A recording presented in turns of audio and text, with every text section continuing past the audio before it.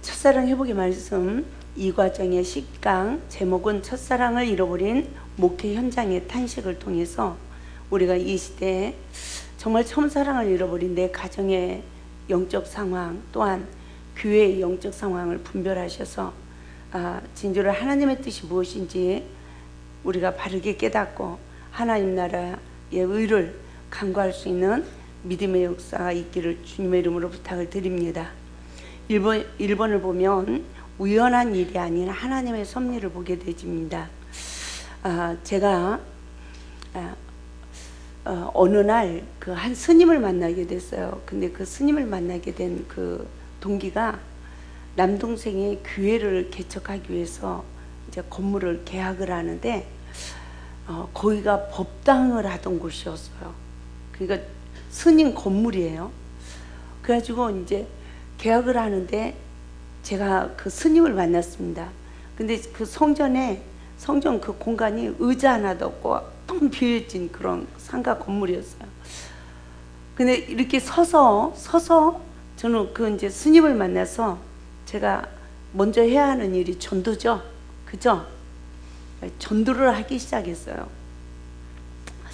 그런데 저는 얼마나 충격을 받았는지 몰라요. 불교에서 말하는 자비의 얼굴을 보았습니다.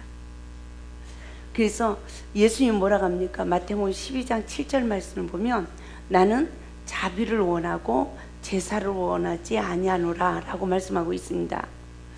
저는 그 스님의 얼굴을 볼 때요, 야, 이 얼굴 앞에 굴복하지 않을 사람이 없겠구나 라고 정말요 제가 너무 충격을 받았습니다. 이제 그러면서 제가 그분에게 하나님을 이제 소개하는데 제가 그 스님한테 스님, 불교에서는 자비를 베푸는 사랑을 가르치죠.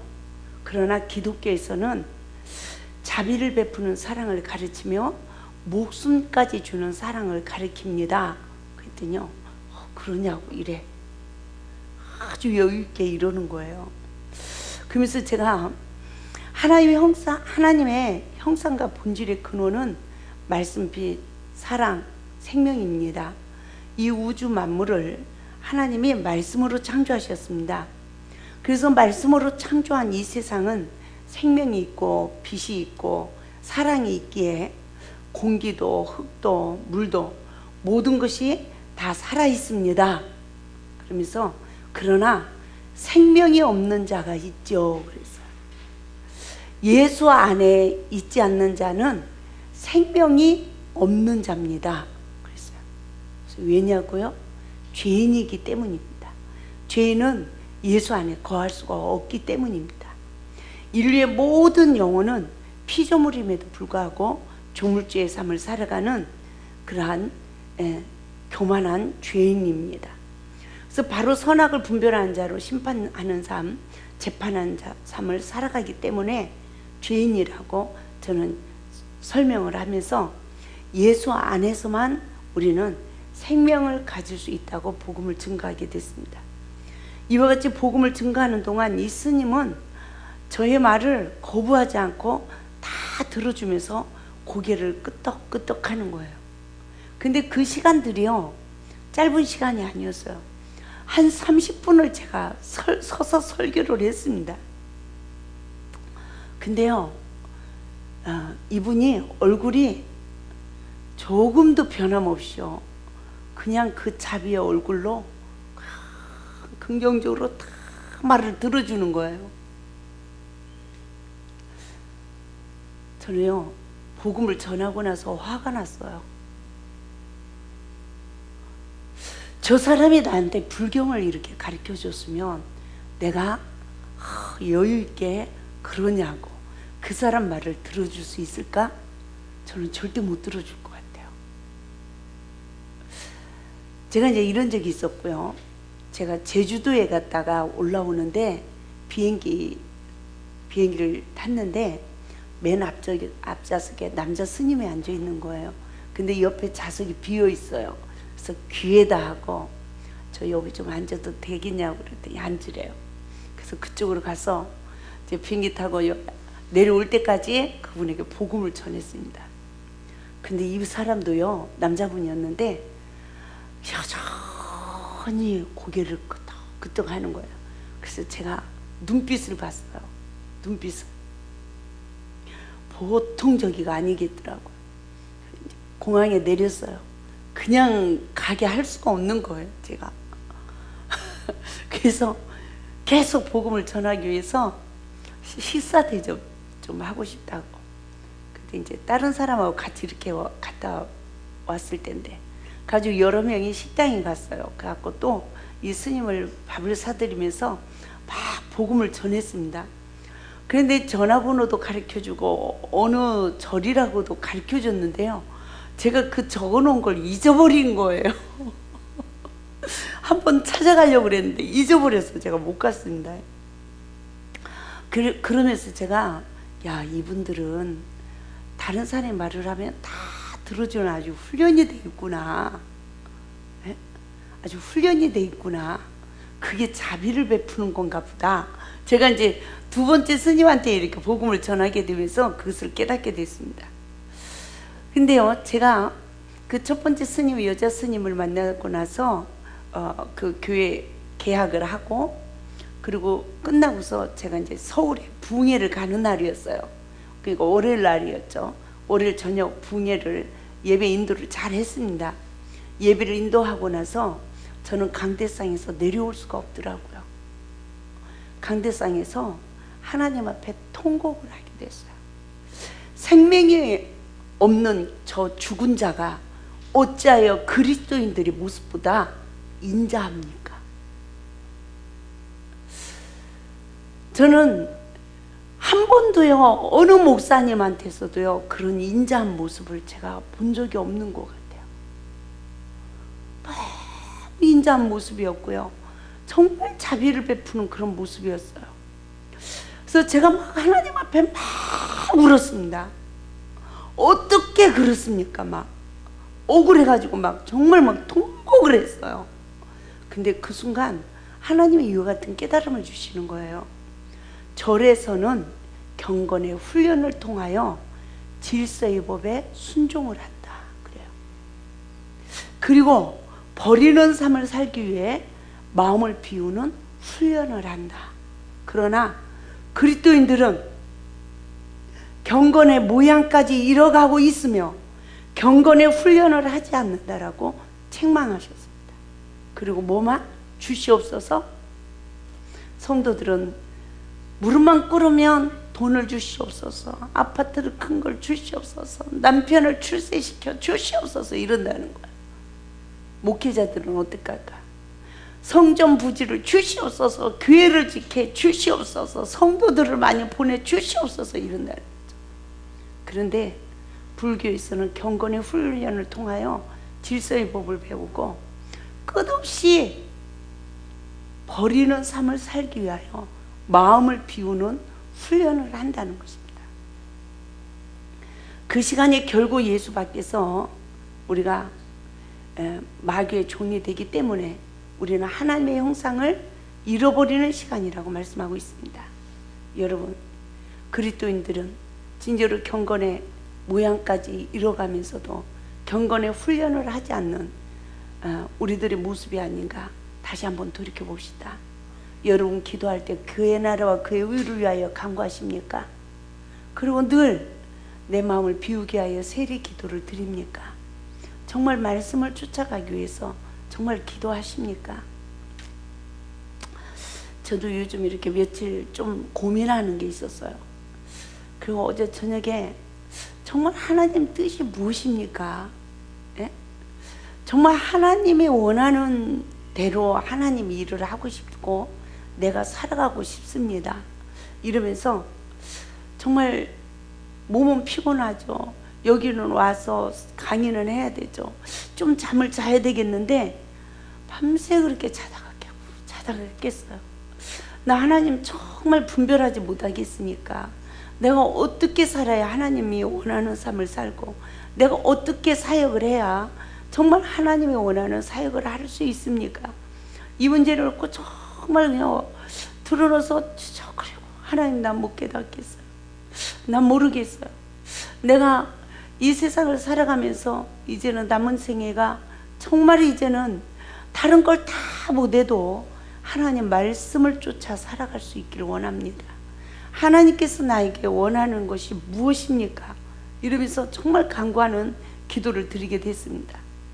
여러분, 우리가 진짜로 어떤 상황에서도 그의 나라와 그의 의를 간구하는 믿음의 삶을 살지 못한다면 우리는 사단의 미혹에 대해서 욕망에 사로잡히게 되어지고 하나님하고는 정말 정반대되는 삶을 살아갈 수밖에 없는 그런 유혹과 시험이 내 앞에 늘 온다는 것을 우리가 분별하고, 할렐루야, 진정한 하나님의 뜻이 무엇인지를 간구할 수 있는 은혜가 있기를 주님의 이름으로 축원을 드립니다. 저는 그 한 스님에게 복음을 전하고 나서 정말 울었어요. 너무 분해서 울었어요. 그리스도인들의 삶을 바라보고 울었어요. 예수로 만족하지 못하고 우리는 하나같이 이방인이 구하는 삶보다 더 땅의 것을 구하는 삶을 살아가고 있는가 라고. 정말 목회자는 무릎을 꿇으면 무엇을 구할까? 성도들은 무릎만 꿇으면 무엇을 구할까? 정말 깊이 생각하면서 하나님 앞에 기도하는 시간을 갖게 되었습니다. 그러나 예수님은 마태복음 4장에서 3가지의 시험을 말씀으로 이긴 줄 믿습니다. 첫째 시험이 뭡니까? 돌로 떡덩어리를 만들라는 거죠. 항상 원수마귀는요, 육신의 것으로 우리를 미혹한다는 것을 믿으시기 바랍니다. 할렐루야. 그래서 예수님은 육신의 것으로 미혹하는 사단의 계략을 말씀으로 이긴 것입니다. 우리 또한 이와 같이 이기지 못한다면 우리는 경건의 은혜를 입을 수 없음을 믿으시기 바랍니다. 하나님의 나라가 내 안에, 관계 안에 이루어지기까지는 얼마나 많은 것을 버려야 되는지 우리가 누구보다도 첫사랑의 회복 말씀을 듣는 우리 모두는 깨닫는 은혜가 있는 줄 믿습니다. 그러므로 먼저 속사람이 거듭나는 축복을 받아야 될 줄 믿습니다. 할렐루야. 그래서 저와 여러분 진정으로 예수로 만족하고 있습니까? 정말 이방인과 같이 땅의 것을 구하는 삶을 살아가고 있습니까? 예수님은 모든 것을 버리고 하나님의 영광을 위하여 살아가셨습니다. 그런데 어찌 이렇게 이 땅에 주의 이름을 부르는 백성들이 이러한 영적 상태로 전력하고 말았는지 정말 울고 울어도 진짜로 저는 눈물이 그쳐지지 않는 그 시간이었습니다. 그래서 생명을 잃어버린 현실이 아닌가 우리가 돌이켜볼 수 있길 바랍니다. 그때 저는 하나님의 형상으로 우리를 변화시켜 주소서라고 울기 시작했습니다. 저는 절에 가서 스님들하고 이야기를 해본 적이 없는데 하나님은 이와 같은 진리를 깨닫기 위해서 저는 그 여자 스님과의 만남이 이루어졌다는 것을 알게 되었습니다. 그리고 제가 부흥회를 마치고 센터에 돌아와서 한 일주일 시간이 지났어요. 일주일 시간이 지났는데요, 제가 꿈을 꾸는데요, 꿈에 그 여자 스님의 남동생 스님을 만나게 된 거예요. 꿈속에서. 근데 제가 그 꿈속에서도 그 남자 스님에게 또 복음을 전하는 거예요. 이번에는 뭐라고 복음을 전하냐면, 하나님이 빛이 있으라 하시니 빛이 있게 됐습니다. 그러므로 창조의 근원의 주인은 누구십니다? 하나님이십니다. 그랬어요. 아주 담대하게 정말 그분에게 말씀을 선포하더라고요. 그런데요, 이 스님이 어떤 반응을 일으켰냐면요, 말이 방귀 뀌는 소리 들었습니까? 들어봤습니까? 저는 꿈속에서요, 그분이 킹 그러는데요, 꼭 말이 방귀 뀌는 소리 같아서 킹 하면서 비웃는 거예요. 그러면서요, 갑자기 양쪽 주머니에 손을 넣더니요, 돈을 딱 꺼내 보여줘. 한 손에 1억씩 들은 거야. 2억을 보여주면서요, 2억이 하루 껌값이래요. 근데 꿈속에 제가 주머니에 이렇게 손을 넣었어요. 어머나, 제 주머니에 동전 하나가 없는 거예요. 근데 제가 그 스님 앞에서 얼마나 당당하게 말을 하는지요. 지금은 우리가 하나님의 자녀의 권세를 잃어버리고 너희들이 그 권세를 남용하고 있지만 얼마 못 돼요. 너희들은 망하고 우리는 다시 하나님의 자녀의 권세를 찾을 것이다 그랬어요. 그러면서요, 제가 그 스님에게 창세기에 나오는 선악을 알게 하는 나무의 죄의 근원을 쫙 설명하면서 하나님의 계시로 깨닫게 되었다라고 말했어요. 근데요, 놀라운 일은요, 그렇게 2억을 들고 그렇게 당당하던 이 남자 스님이 꿈속에서요, 으악 하면서요, 팔다리가 돌아가면서요, 얼굴이 새까맣게 되면서요, 지옥으로 떨어지는 그런 모습을 보여주는 거예요.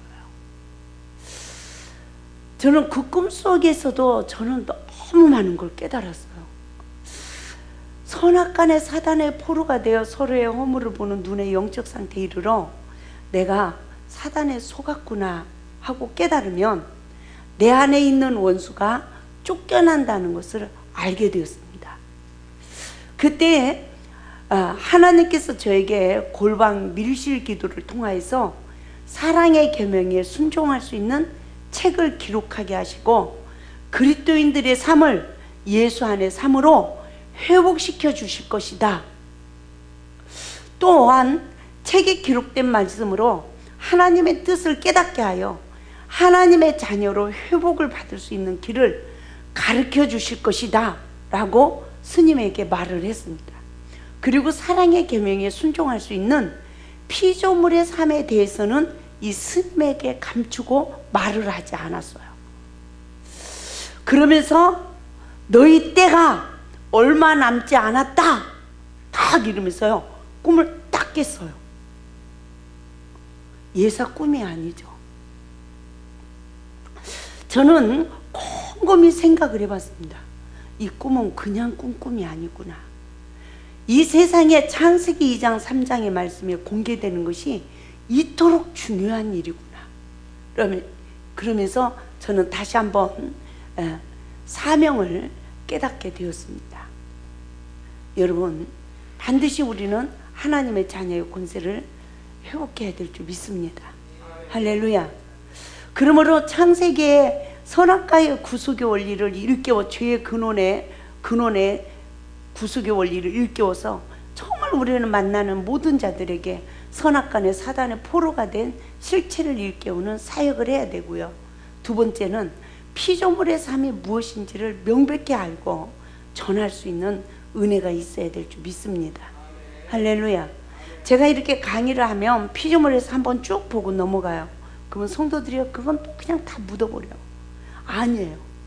정말요, 20번을 기도하시면서 보시면서 내 마음에서 생각에서 묵상이 되어지는 은혜가 임해야 될 줄 믿습니다.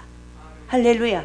그래서 내 잘못을 명백히 분별할 수 있는 성령의 능력을 힘입어 철저하게 나를 부인하는 삶으로 십자가를 통과한 자의 권세를 받아야 우리 모두가 다시 물권, 인권, 영권, 물권을 받아서 하나님 나라를 확장해 나가게 될 줄 믿습니다. 2번을 보겠습니다. 2번, 하나님 자녀의 권세를 봅시다.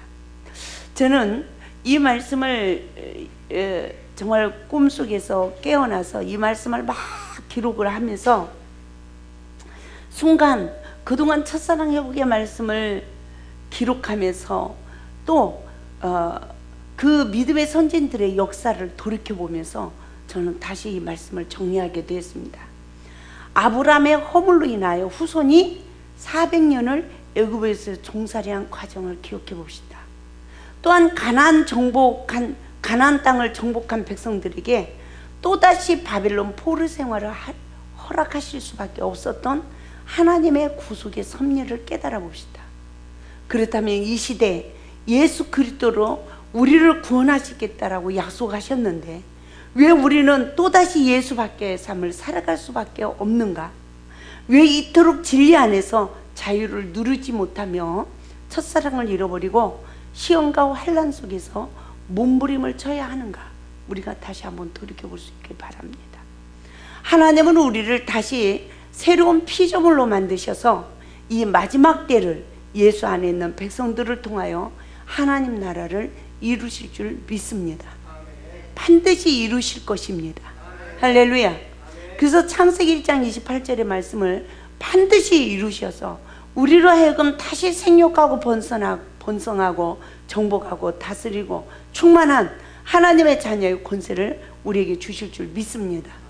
하나님은 사랑의 계명에 순종하는 예수 안에 거하는 백성들을 통하여서 이 시대 여리고성을 무너뜨리듯이 반드시 어둠의 세력을 이기고 승리할 수 있도록 역사하실 줄 믿습니다. 할렐루야. 저는 정말 어제 이렇게 기도하고 오늘 아침에도 성전에서 잠깐 기도하고 여기 와서도 기도한 게, 하나님, 제가 정말 이제는 말씀에 순종하는 신앙으로 내가 미랄이 되어져서 이제는 마귀가 떠나고 천사가 수종드는 내 모든 삶의 현장이 되게 해주세요 라고 정말 그걸 간곡히 기도드리면서 정말 하나님의 뜻이 무엇인지, 내가 어떻게 해야 이 남은 시간 정말 이 말씀을 전할 수 있는 그러한 사역자로 쓰임을 받을 수 있는지를 하나님 앞에 지혜를 구하고 있습니다. 그래서 우리는 다 하나님 앞에 택함 받은 자라는 것을 믿으시기 바랍니다. 택함을 입은 자라는 것을 기억하시기 바랍니다. 할렐루야. 그래서 베드로전서 2장 9절에서 10절에 뭐라고 합니까? 오직 너희는 택하신 족속이요 왕같은 제사장이요 거룩한 나라요 그의 소유된 백성이니 이는 너희를 어두운 데서 불러내어 그의 기이한 빛에 들어가게 하신 자의 아름다운 덕을 선전하게 하려 함이라. 너희가 전에는 백성이 아니더니 이제는 하나님의 백성이요 전에는 긍휼을 얻지 못하였더니 이제는 긍휼을 얻은 자니라 라고 말씀하고 있습니다. 여기서 우리를 하나님이 택하시는데 어떻게 해요? 하나님, 너희는 택하신 족속이라는 거예요.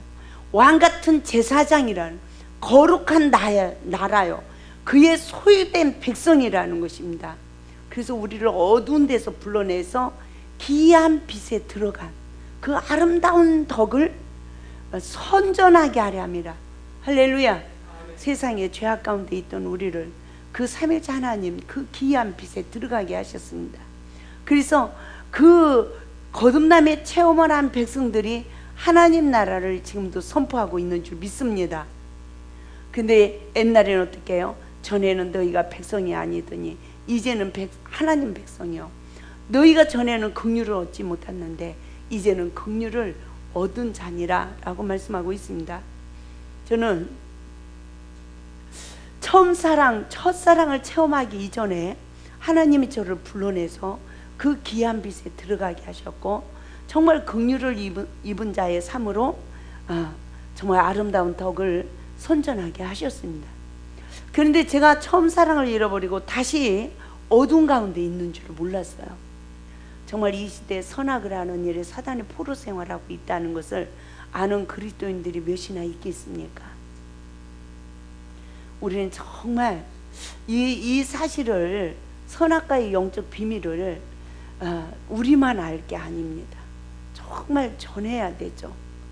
그런데 저도 정말 많은 세월이 지난 것 같아요. 벌써 만 13년이 지났잖아요. 저에게 이 말씀을 하기 시작한 지가.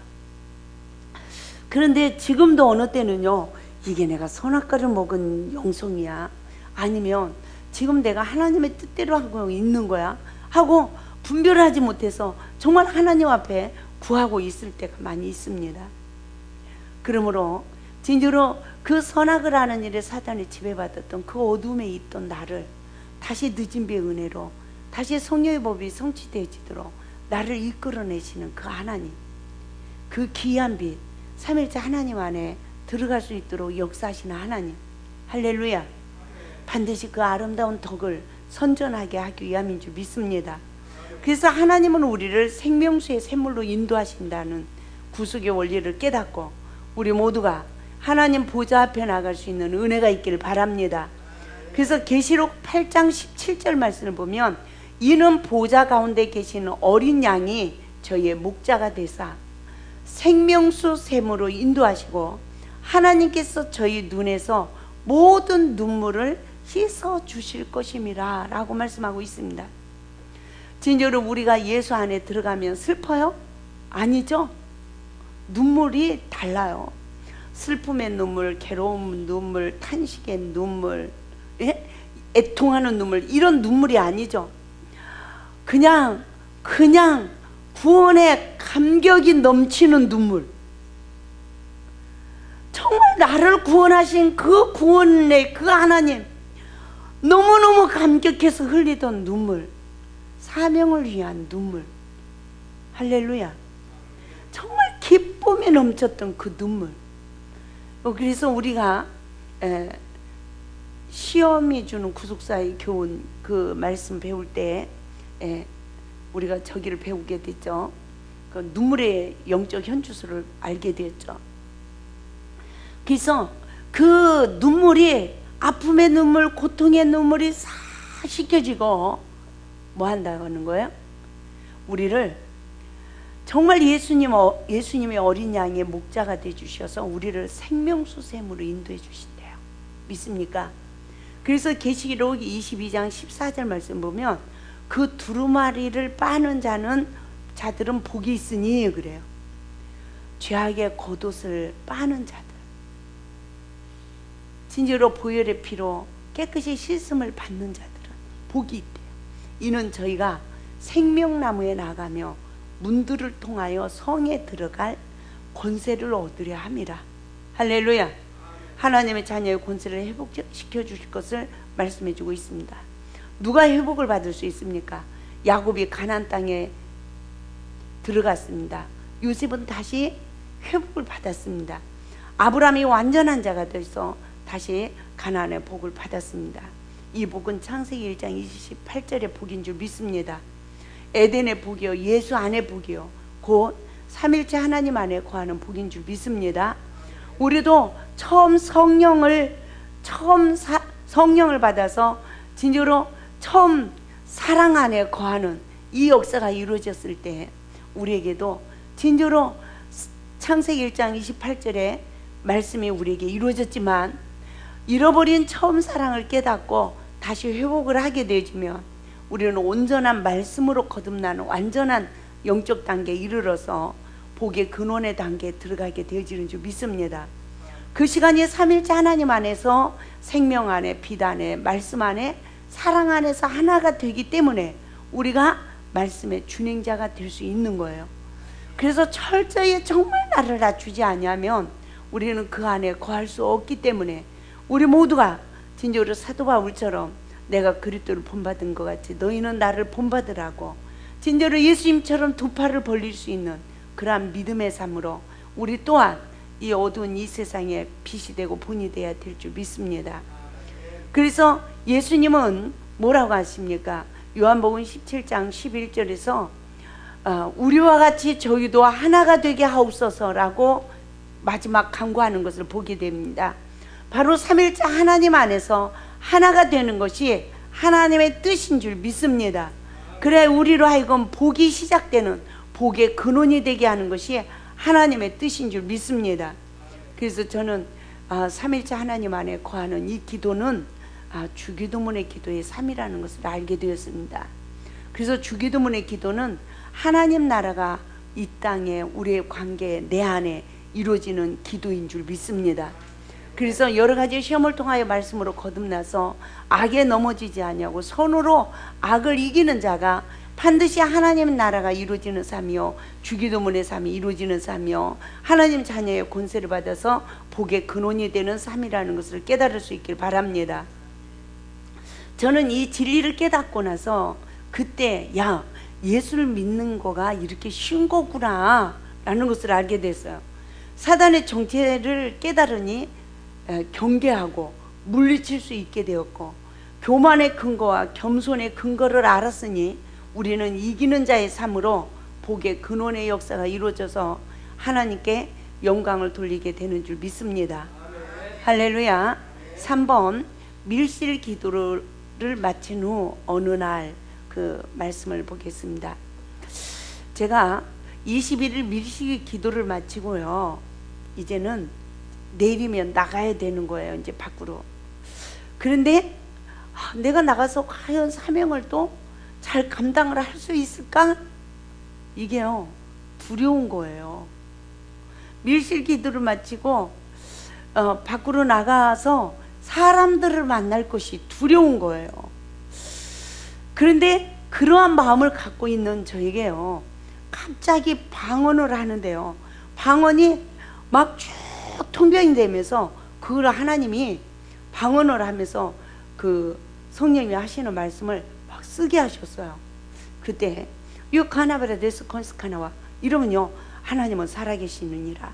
유에 데스트베네 케스카나와 죽은 자의 하나님이 아니요 산 자의 하나님이니라. 막 이렇게 막 통변이 되어지는 거예요. 그러면서 믿음을 보여라. 그 믿음은 순종이며 순종의 결과는 열매다. 소경이 되어 있는 백성들을 보고 주님은 우시니라. 구원받은 줄 착각하지 말고 믿음이 있나 시험해보라. 첫사랑을 잃어버린 심령이여, 소경된 자여, 왜 헛된 믿음을 추구하느냐. 영혼 없는 믿음이 죽은 것 같이 행함이 없는 믿음이 죽은 줄 모르느냐. 가인은 아우를 죽였느니라. 이 시대 하나님의 일을 하는 자들이여, 가인과 같이 하지 말고 화목한 가운데 함께 역사하는 주를 보라. 두세 명이 내 이름으로 모인 곳에도 나도 함께한다. 기도할 때, 봉사할 때도 모든 일에 하나님께 영광 돌리는 자세로 하라. 분쟁과 시기와 다툼과 원망으로 행하는 일에 내가 곤비함이니라. 육에 속하여 하나님께 영광을 돌리지 않는 행위니라. 하나님의 뜻을 알라. 순종하고 믿고 순종하여 따르는 자는 양이니라. 화평 가운데 역사하는 주를 보라. 헛된 믿음은 광야에서 이스라엘 백성들의 부르짖음과 같다. 광야에서 불순종으로 죽은 자가 많듯이 이 시대도 영적으로 죽은 자가 많으니라. 산자 같으나 죽은 자로다. 부탁한다. 경고한다. 책망한다. 돌이켜라. 폐역한 길에서 두렵고 떨림으로 구원을 이루라. 입만 무성한 나무 되지 말고 열매를 요구하시는 하나님의 뜻을 깨달으라. 회개하라. 때가 임박하느니라. 이 시대는 아는 것으로 그치고 행하여 나의 뜻을 이루려 하지 않는다. 회개하는 자는 있어도 회개의 열매를 맺는 자는 적으니라. 속에는 독수리와 매가 들어있어서 어린 영혼들을 죽인다. 구원받았다고 착각하여 안일함에 빠져있는 영혼들이 많다. 하나님을 알지도 못하는 자요, 나의 뜻도 모르는 자니라. 행하지도 않는 자요, 따르지도 않는 자니라. 자신의 들보를 깨닫지 못한 자요, 나의 뜻도 모르는 자니라. 자신의 들보를 깨달으라. 자신의 들보를 제거하라. 너희가 내 안에, 내 말이 너희 안에 거하면 무엇이든지 원하는 대로 구하라. 그리하면 이루리라. 자신의 들보를 제거하지 못함은 교만하고 불순종하며 원망하기 때문이니라. 자신을 보는 자는 겸손한 자며 회개하는 자니라. 진정한 회개는 낮아지는 것이며 낮아지는 것은 죽기까지 순종하는 것이니라. 이 말씀을 저에게 일깨울 때 저는 그때서야 저에게 하는 말씀이라는 것을 알게 됐어요. 그래서 저는 처음에 막 이 말씀을 기록할 때는요, 세상에 선포하라고 하시는구나, 그러고 막 받아 기록을 하게 됐습니다. 근데 점점 누가 보여요? 내가 보이기 시작했어요. 그러면서 저는 회개가 막 터지기 시작했습니다. 주여, 이 죄인을 용서하소서. 제가 들보를 제거하지 못하고 하나님의 일을 하려고 했던 자입니다. 그때서야 나에게 하시는 말씀이라는 것을 깨닫게 됐고 저는 한없이 회개하기 시작했습니다. 그리고 주님 도와주세요. 다시는 넘어지지 않도록 도와주세요 라고 기도를 드릴 때 하나님께서 저에게 뭐라고 하셨냐면 은혜 관리를 잘하라 그랬어요. 시험에 들지 않도록 조심하라. 분별하라. 그리고 악에 빠지지 않도록 주의하라. 이렇게 말씀하시는데요. 주님, 저는 지혜도 없고요, 이제는 아무것도 못해요. 그러면서 막 하나님께 울었어요. 저는 아무것도 할 수가 없어요. 막 울었어요. 그런데 하나님께서 저에게 하시는 말씀이 뭔 말씀이었냐면요, 내 자신이 시험이 드는 이유는 마음을 빼앗기기 때문이라는 거예요. 저는 이때요, 이 말씀을 해도 이게 뭔 말씀인지를 몰랐어요.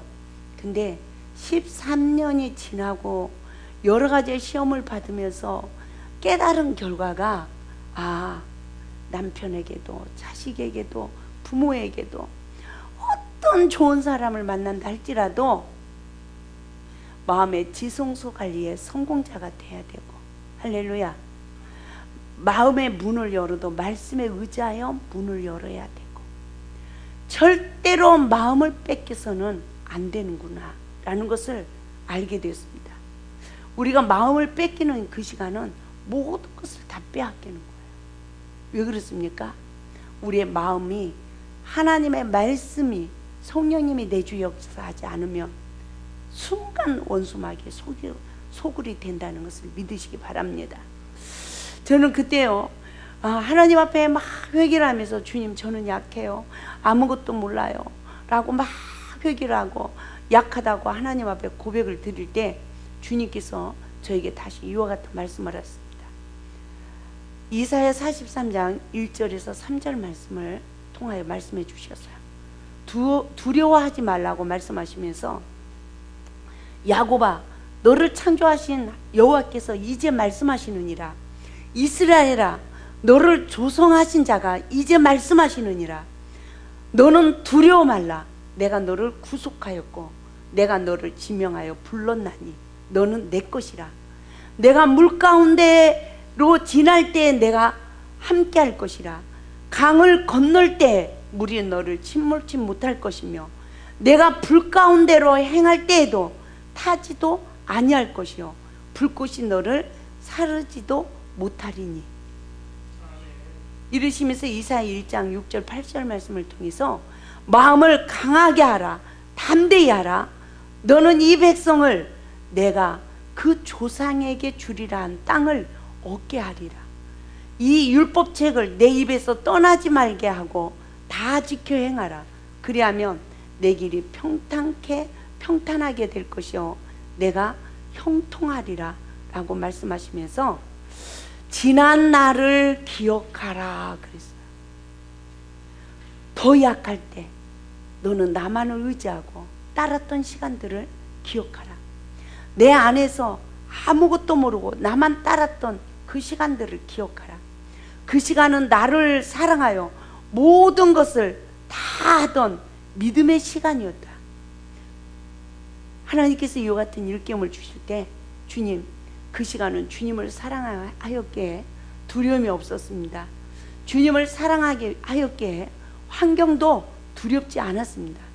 주님을 사랑하였기에 그 무엇도 두렵지 않았습니다. 지금도 저를 사랑한다면, 예수님께서 지금도 나를 사랑한다면 강하고 담대하라. 내가 너와 함께함이니라. 할렐루야. 지금까지 잘못한 것 주님 두렵사오니 용서하여 주시고 이 불쌍한 죄인 인도하여 주소서. 이제는 주님을 사랑함으로 모든 것을 할 수 있습니다. 주님 동행하여 주시고 늘 지켜주시고 분별하게 하시고 이기고 승리하게 도와주소서. 주여 깨끗하게 하소서. 아직도 회개하지 못한 것이 있다면 회개케 하소서라고 하나님 앞에 몸부림치며 기도를 드리게 되었습니다. 그때 하나님께서 요한 1서 1장 8절에서 9절 말씀을 또 말씀해 주셨어요. 만일 우리가 죄 없다 하면 스스로 속이고 진리가 우리 속에 있지 아니할 것이요, 만일 우리가 우리 죄를 자백하면 저는 미쁘고 의로사 우리 죄를 사하시며 모든 불의에서 우리를 깨끗게 하실 것이요 라고 말씀해 주셨습니다.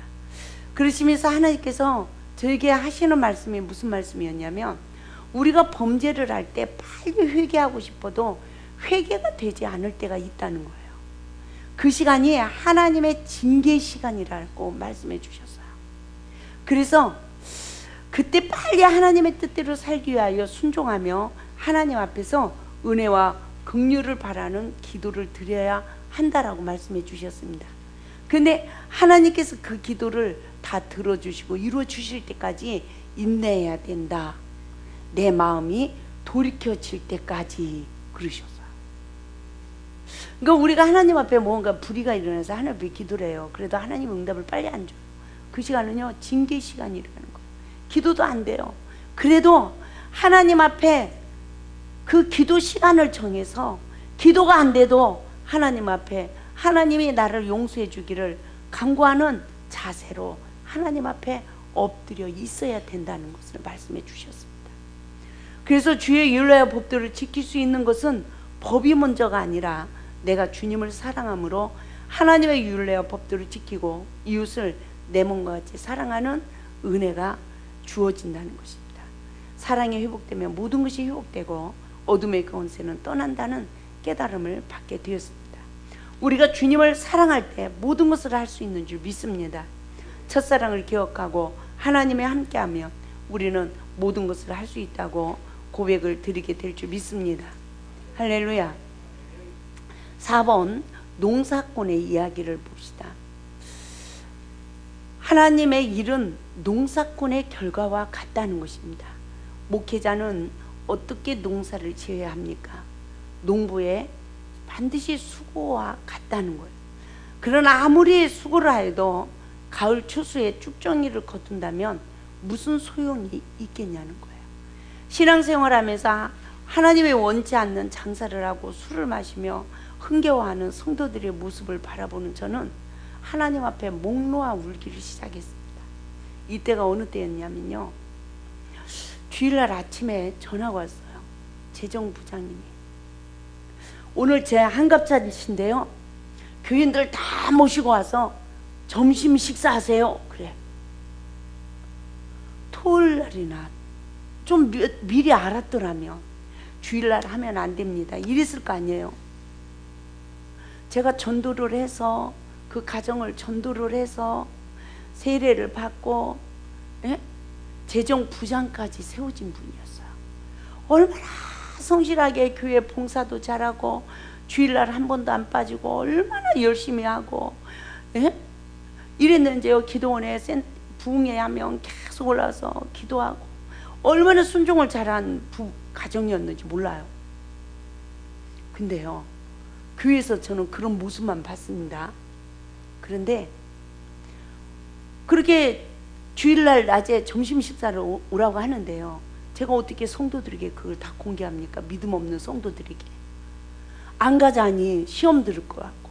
그래서 믿음이 있는 사람 몇 사람에게만 말을 해서 점심시간에 예배 마치고 그걸 갔어요. 우리는 그때 이제 오후 이제 3시 예배를 2시 예배인가 그렇게 드렸어요. 그래서 잠깐 시간을 대서 이제 갔어요. 갔는데요, 밥이 빨리 나와야 될 거 아니에요. 제가 그분 이제 동네가 우리 이제 온양에서도 염티니까 좀 꽤 멀어요. 우리 기도원에서는 뭐 얼추 1시간 거리죠. 그런데 밥이 빨리 안 나오는 거예요. 근데 제가 그 동네가 교회가 없었어요. 그리고 교회 다니는 사람이 없는 거예요. 우리 성도 그 가정은 하나밖에 없는 거예요. 그래서 매년 크리스마스 때마다 뻥튀기를 튀겨가지고, 예? 다 집집마다 새벽송을 돌고 전도 다니고 이러던 곳이었습니다. 그런데요, 그 동네 사람들이 다 나오셨네. 그러니까 저를 다 알잖아요. 원장님 오셨냐, 원장님 오셨냐고 다 그러는 거예요. 그러는데 제가 막 아주 그냥 얼굴이 화끈화끈해 죽겠는 거예요. 그랬더니 좀 있으니까요, 빵빼레가 울리는 거예요. 빵빵빵 하고. 그러더니 막 무지개 빛나는 조명이 막 빙글빙글 돌아. 그것까진 괜찮아요. 그것까지도. 그 자리에 앉아 있는 것도 저는 아주 불편해 죽겠는 거예요. 근데 그것까지도 괜찮은데요, 그 재정 집사님이요, 동네 여자를 껴안고 제 앞에서 춤을 추는 거야. 에? 그리고 여자는요, 그냥 동네 어른들이 술 주니까 내 앞에서 그걸 받아 먹어요. 제가 그걸 본 거예요. 좀 떨어져 있지만. 제가 그걸 보는 순간요, 목회자로서요, 이게 정신이 이루어지는 것 같더만. 얼마나 제가 충격을 받았지. 네? 내 성도는 절대 그러지 않는다라고 저는 생각을 했어요. 근데 제가 그 모습을 보는데요, 제가 아주요, 정신이 하나도 없어지더라고요. 그래서 제가 그 자리에 앉았는데요, 그냥 두 눈에서 눈물이 막 그냥 줄줄줄줄 쏟아지는 거예요. 믿음이 없어서 세상에서 하나님의 뜻을 분별하지 못하며 땅의 것을 위하여 살아가는 교인들의 모습을 바라보며 너무나 가슴 아파서, 그 가슴 아플 때 그 울고 있는데요, 그 순간에 성령이 임해서 저에게 또 말씀을 하기 시작하는 거예요. 농사를 잘못 지었느니라 그러죠. 그래서 저는요, 그 순간 막 제 핸드백에서 종이 하나를 꺼내서 볼펜을 가지고 주님이 하시는 말씀을 막 적기를 시작했어요. 좋은 나무가 되지 못하여 아름다운 열매를 맺지 못했느니라. 죄의 근원이 내 자신에게 있느니라. 이 깨달음을 주시는 거예요. 저는 막 울고 또 울고 싶었습니다. 하나님, 제가 목회를 잘못했군요. 제가 농사를 잘못 지었군요. 제가 잘못했어요. 제가 농사를 잘못 지었어요. 그러면서 막 가슴 아파하고 있을 때요, 인류를 향한 나의 마음도 너의 마음과 같다 그러신 거예요. 저는 그때요, 목회를 열심히 득심으로 했습니다. 기도원 하면서, 교회 하면서, 앞동네 옆동네 뭐 시골 교회일수록요, 그 시골 교회에서 전도를 안 하는 거예요. 전도들을 안 해요. 그 영혼들이 얼마나 불쌍한죠. 저는 막 처음에 은혜를 받을 때 이 전도하는 은혜를 받아가지고요, 기도원 하면서도요 잊지를 못했어요. 기도원 일이 얼마나 많습니까? 일해야 되죠. 밤에 기도해야 되죠. 신방 다녀야 되죠. 그러면서도요, 동네 이 동네 저 동네 할 것 없이요 막 다 휩쓸고 다니면서 전도하였습니다. 저는 잠깐 앉아 있지를 않았어요. 정말 너무너무 몸이 아파서 낮에 잠깐 들어 넣어요. 그럼요 30분, 한 30분 정도 넣었어. 그런데 하나님 일해야 돼, 이 생각이 탁 떠오르면요, 몸 아픈 것도 싹 달아나. 벌떡 일어났어요. 그래갖고 제 별명이 뭔 줄 알았어요? 뭔 줄 아닙니까? 슈퍼맨. 슈퍼맨, 지치지도 않는 슈퍼맨 막 이랬습니다. 그 당시에는 제가 이 첫사랑 회복의 말씀을 기록하고 이 컴퓨터에 앉아 있게 되면서 이 전도지를 잃어버렸어요. 그 전에는 제 손에서 전도지가 이렇게 놓여진 적이 없습니다. 기차를 타고 가도 절대 좌석에 앉아서 가지를 않았어요. 다 전도지 돌리고요. 저 사람 내 말 좀 들어줄 것 같다 이러면 그 사람 하나를 딱 접근해 가지고요, 기차 안에 있는 사람들 다 복음 듣게 목소리를 높여서 전도를 했어요. 핍박도 받죠. 조용히 좀 합시다, 잠자는데 막 이러기도 하죠. 그런 적을 하면서 전도에 미쳐서 살았었어요. 그러면서 하나님의 일에 정말 미쳐서 사는데 어떻게 하면 영혼들을 구원할까 미쳐 있는데요, 내 성도가 그러고 있을 줄 누가 알았냐고요. 그렇게 가슴이 아파서 우는데요, 인류를 향한 나의 마음도 너의 마음과 같다 그러신 거예요. 그러면서 뭐라고 하시냐면, 계시록 14장 14절에서 20절 말씀을 근거해서 이 땅에 낫을 든 천사 추수꾼을 보낼 때 알곡이 없으면 하나님의 마음도 얼마나 아프실까 라고 생각을 하면서 탄식을 할 때, 나도 너의 마음과 같다, 너도 꼭 알곡이 돼야 한다. 이런 성령님의 간섭을 받게 됐습니다.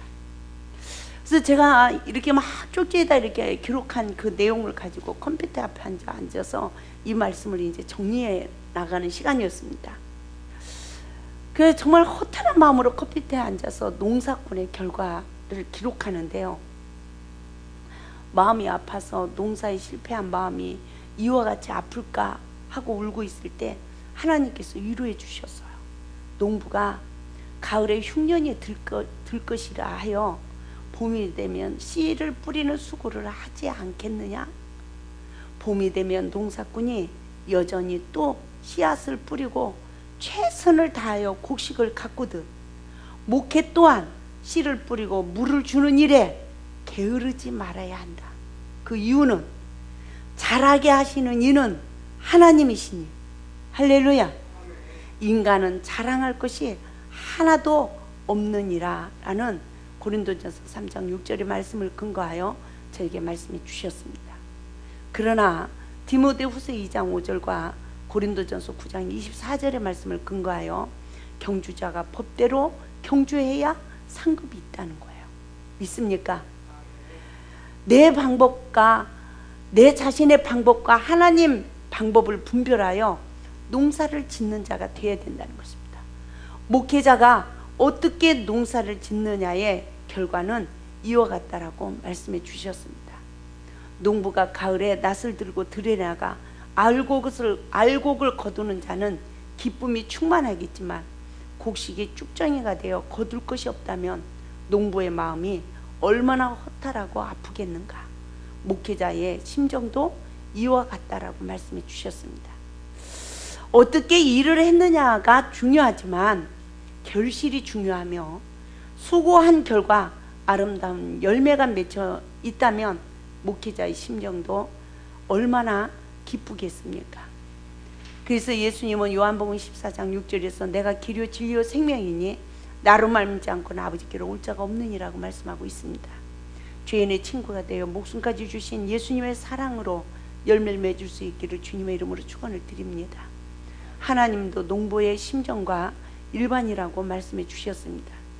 그래서 베드로후서 3장 8절 9절 말씀을 보면 사랑하는 자들아 주께는 하루가 천년 같고 천년이 하루 같은 이 한 가지를 잊지 말라. 주의 약속은 어떤 이에 더디다고 생각하는 것 같이 더딘 것이 아니라 오직 너희를 대하여 오래 참으사 아무도 멸망치 않고 다 회개하게 이르기를 원하시느니라 라고 말씀하시면서 로마서 11장 25절의 말씀을 근거하여 이 땅에 향하신 하나님의 뜻은 이방인의 충만한 수가 들어오기까지라는 거예요.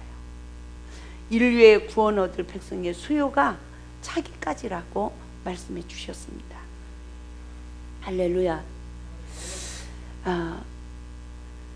5번 첫사랑을 잃어버린 나의 목회 현장 말씀을 보겠습니다.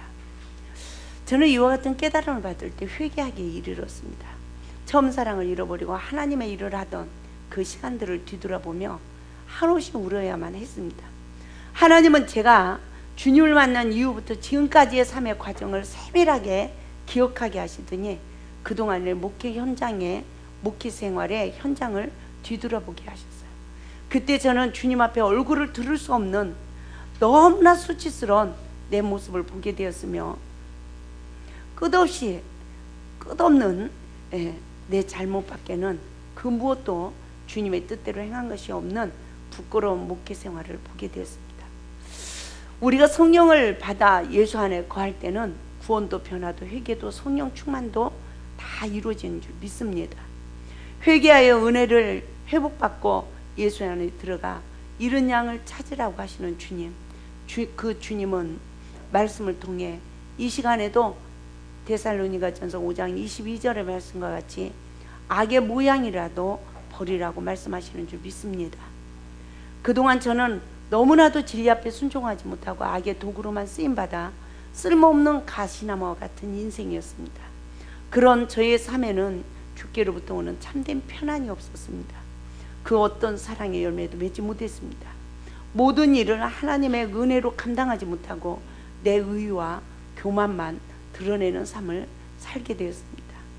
그래서 그러면서 어떻게 합니까? 은사를 앞세우는 삶, 은사와 믿음과 기도와 영역을 앞세우며 하나님의 일을 하다 보니 어느 사이에 저는 하나님의 사랑의 궤도에서 너무나 많이 멀리 벗어나 있는 제 자신을 발견하게 되었습니다. 그 결과 하나님께 감사도 영광도 돌릴 수 없는 비참한 사역자가 되고 말았던 나를 발견하게 되었습니다. 저는 이 첫사랑 회복의 말씀을 듣고 나서야 비로소 하나님의 말씀에 순종하여 주님 앞으로 다시 인도함을 받는 자가 될 수 있었습니다. 제게 이 놀라운 일을 행하여 주신 하나님께 오직 감사와 찬양과 영광을 돌릴 뿐입니다. 저는 이렇게 기도하는 마음으로 하나님 앞에 간구했습니다. 하나님, 너무나 감사합니다.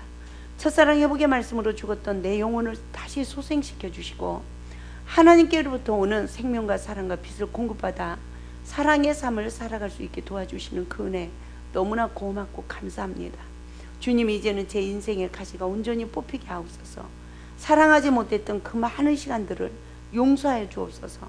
주님, 사랑하지 못했던 시간들이 살인하는 시간들이었습니다. 주님, 사울과 같이 이 죄인을 용서하여 주옵소서. 주님의 사랑은 죄인 그대로를 품어주는 사랑인데 저는 많은 조건과 요구사항을 내세우며 그들을 이해하지도 품지도 기도하지도 못하는 삶을 살았습니다.